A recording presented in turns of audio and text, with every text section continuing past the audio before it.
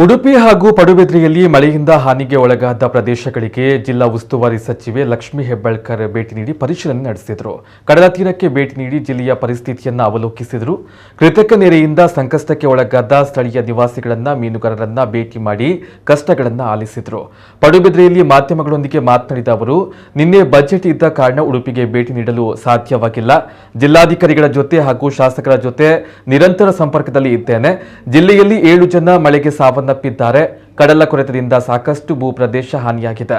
ಮೀನುಗಾರರಿಗೂ ತೊಂದರೆ ಆಗಿದೆ. ಅನೇಕ ಮನೆಗೆ ಹಾನಿಯಾಗಿದೆ. ಜಿಲ್ಲಾಧಿಕಾರಿಗಳ ಜೊತೆ ರಿವ್ಯೂ ಮೀಟಿಂಗ್ ಮಾಡ್ತೇನೆ ಎಂದರು. ಇದು ಒಂದೇ ವರ್ಷದ ಸಮಸ್ಯೆಯಲ್ಲ. ಕಡಲ ಕೊರೆತ ಸಮಸ್ಯೆಗೆ ಶಾಶ್ವತ ಪರಿಹಾರ ಸಿಗಬೇಕು. ಹಿಂದಿನವರು ಏನು ಮಾಡಿದ್ದಾರೆ ಅಂತ ಕೆದಕಲು ಹೋಗುವುದಿಲ್ಲ, ಆರೋಪ ಮಾಡಲ್ಲ. ನನ್ನ ಅವಧಿಯಲ್ಲಿ ಶಾಶ್ವತ ಪರಿಹಾರಕ್ಕೆ ಪ್ರಯತ್ನವನ್ನ ಮಾಡ್ತೇನೆ. ಕೇಂದ್ರ ಹಾಗೂ ರಾಜ್ಯ ಒಟ್ಟಾಗಿ ಪರಿಹಾರ ಕಂಡುಕೊಳ್ಳುವಂತಹ ನಿಟ್ಟಿನಲ್ಲಿ ಪ್ರಯತ್ನವನ್ನ ಮಾಡ್ತೇನೆ. ಮುಂಜಾಗ್ರತಾ ಕ್ರಮ ಕೈಗೊಳ್ಳಿ ಅಂತ ಸೂಚನೆಯನ್ನ ನೀಡಿದ್ದೇನೆ. ಸಾವನ್ನಪ್ಪಿದ ಕುಟುಂಬಕ್ಕೆ 24 ಗಂಟೆಯ ಒಳಗಾಗಿ ಪರಿಹಾರ ನೀಡಬೇಕು ಅಂತ ಸೂಚಿಸಿದ್ದೇನೆ. ಮನೆಗಳಿಗೆ ಹಾನಿಯಾದ್ರೆ ABC ಅಂತ ವಿಂಗಡಿಸಿ ಪರಿಹಾರವನ್ನು ನೀಡುತ್ತೇವೆ.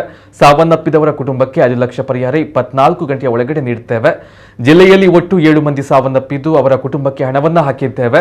ಕಾಲು ಸಂಕದ ಸಮಸ್ಯೆ ಜಿಲ್ಲೆಯಲ್ಲಿ ಇದೆ. ಕಾಲು ಸಂಕದ ಬಗ್ಗೆ ಮೊದಲು ತಿಳಿದುಕೊಳ್ತೇನೆ. ಶಾಶ್ವತವಾದ ಕಾಲು ಸಂಕ ನಿರ್ಮಾಣಕ್ಕೆ ಕ್ರಮವನ್ನ ಕೈಗೊಳ್ತೇವೆ. ಗೃಹಲಕ್ಷ್ಮಿ ಯೋಜನೆಯ ಬಗ್ಗೆ ಮುಂದಿನ ದಿನಗಳಲ್ಲಿ ತಿಳಿಸ್ತೇವೆ ಎಂದರು.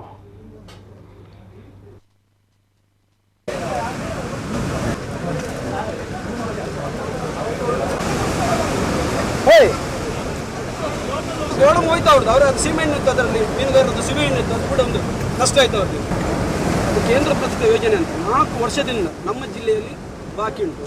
ಅದು ಮಂಗಳೂರು ಜಿಲ್ಲೆಯಲ್ಲಿ ಎಲ್ಲ ಕೊಟ್ಟಾಗಿದೆ.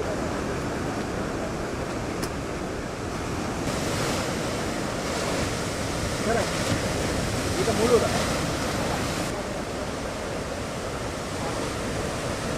ಪಾಟೆಬೆಟ್ಟು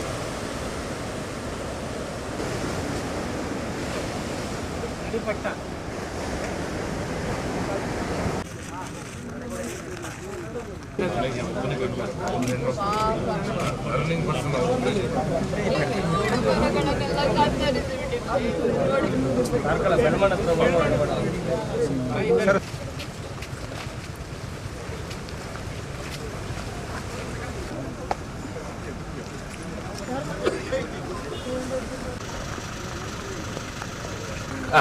ಓಕೆ ಸ್ವಲ್ಪ ಸೈಡ್ ಈ ಒಂದು ಮಳೆಯ ಅವಾಂತರದಲ್ಲಿ ಬಹುಶಃ ಒಂದು 7 ಜನ